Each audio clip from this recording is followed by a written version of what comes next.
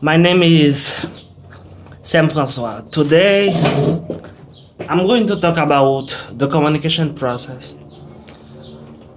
We communicate every day. We share information, culture, attitudes, but the communication. Why do we call the communication a process?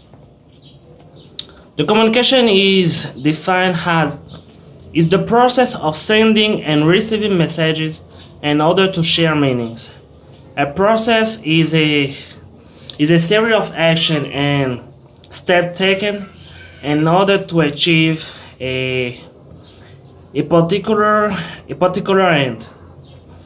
So the communication is a process because he has to follow predetermined steps in order to work.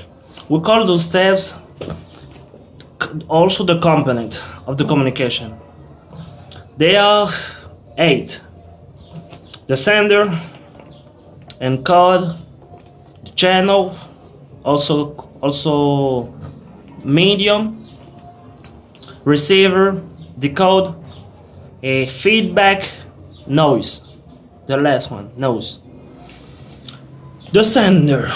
Who is the sender in the communication process? The sender is the person who try to convey a message in order to share information. The sender is the person who sends or transmits the message. Encode the message. The message is the information conveyed by words and all other signs and symbols. The message can be verbal and non-verbal.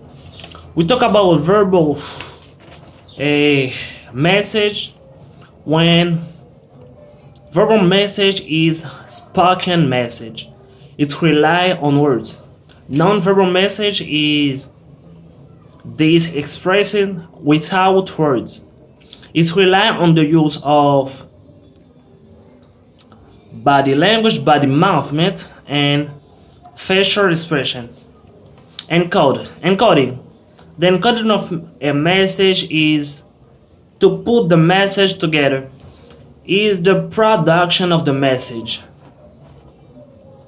The channel, also called the medium, like I said before, it's the means of transmitting the message.